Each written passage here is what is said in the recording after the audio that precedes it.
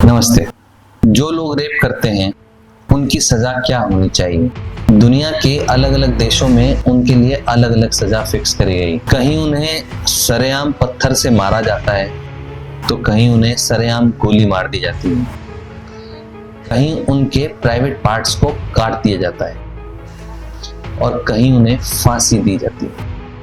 हमारे देश में भी इस जघन्य अपराध के लिए कानून है, मगर कभी कभी ऐसे अपराधों में सजा मिलने में थोड़ा समय लग जाता है। मगर जब न्याय मिलने में देरी लगती है तो कभी कभी हमारे सब्र का बांध टूट जाता है और हम कुछ ऐसे कदम भी उठा लेते हैं जो इतिहास बन जाते हैं। ऐसे ही एक कहानी पर नेटफ्लिक्स ने अक्टूबर 2022 को एक डॉक्यूमेंट्री रिलीज करी थी जिसका नाम है Indian predator murder in a court room. इसके 3 एपिसोड हैं। इस पूरी सीरीज की कहानी विलास भांडे और रेशा राउत ने नरेट की है, जो दोनों ही अक्कू यादव के मर्डर के एक्यूज्ड हैं। 13 अगस्त 2004 को नागपुर में कस्तूरबा नगर की 200 औरतों ने मिलकर बलात्कारी और कुख्यात अपराधी अक्कू यादव को नागपुर के डिस्ट्रिक्ट कोर्ट के कोर्ट नंबर 7 में हियरिंग के दौरान मार दिया था। दशकों के आतंक को खत्म करने में इन औरतों को सिर्फ 5 मिनट लगी। उस 5 मिनट में किसी ने उसके पत्थर मारे तो किसी ने उसकी आंखों में मिर्ची डाली और किसी ने उसके कान काटे तो किसी ने उसका प्राइवेट पार्ट काट दिया। 70 से ज्यादा बार चाकू घोंपे गए और मौके पर ही अक्कू यादव की मौत हो गई। और 15 अगस्त से 2 दिन पहले उन औरतों ने खुद को दशकों से चले आ रहे अक्कू यादव के खौफ से आजाद कर लिया। क्या कारण रहा होगा जो उन्होंने ये कदम उठाया?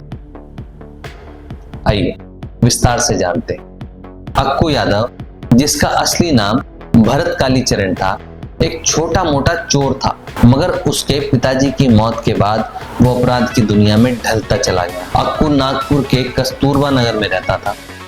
उसका आपराधिक ग्राफ इतना बढ़ता जा रहा था कि लोगों ने उसके डर की वजह से घर से बाहर निकलना बंद कर दिया। वहां के रहने वाले लोगों का कहना है कि उन्हें एक तरह की लॉकडाउन की सिचुएशन में रहना पड़ता था। घर के बाहर से कहीं अक्कू गुजरता हुआ आवाज ना सुन ले, इसलिए लोग घर में भी धीरे धीरे बात करते थे। वो एक ब्लैकमेलर, हत्यारा और बलात्कारी था। वो वहां की महिलाओं को उनके घरों से घसीटकर बाहर निकालता हुआ बलात्कार करता था। उसने अपना अच्छा खासा गैंग बनाया हुआ जिसके साथ वो कस्तूरबा नगर के घरों में घुसकर अपने साथियों के साथ महिलाओं का गैंग रेप करता था और उसने बच्चियों को और गर्भवती महिलाओं को भी नहीं बख्शा था। उसने वहां के कुछ लोगों को ट्रेन के नीचे भी कुचलकर मार दिया था। अक्कू के खिलाफ जो भी पुलिस कार्रवाई करने की कोशिश करता या उसको अपोज करने की कोशिश करता, अक्कू उसका वही हाल करता जैसा उसने आशा भगत जी का किया था।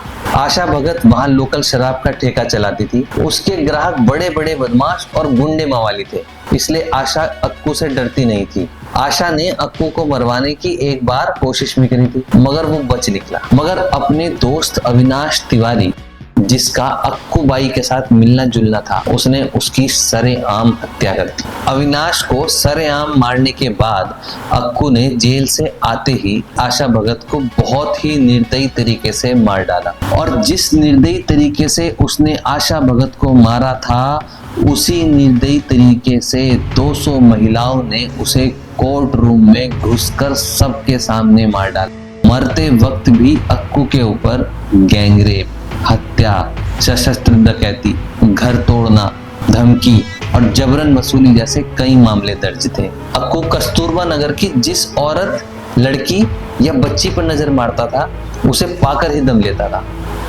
और जब तक चाहे और जब जब चाहे उसका इस्तेमाल करता था। लोकल रेजिडेंट्स की माने तो अक्कू यादव ने 1 दशक में लगभग 40 से ज्यादा औरतों के साथ रेप और मर्डर किया था। जैसे कि मैंने आपको पहले भी बताया कि नेटफ्लिक्स पर इसके ऊपर 3 एपिसोड्स की एक वेब सीरीज ऑलरेडी है और यूट्यूब और इंटरनेट पर भी इससे रिलेटेड बहुत जानकारी पहले से मौजूद है। मगर सवाल अब भी वही है, जो लोग रेप करते हैं उनकी सजा क्या होनी चाहिए? क्योंकि क्राइम रिकॉर्ड्स ब्यूरो 2023 की report the crime in India के मुताबिक भारत में 2022 में टोटल 4,45,256 क्राइम अगेंस्ट वुमेन के केसेस दर्ज हुए हैं। तकरीबन हर घंटा 51 FIRs।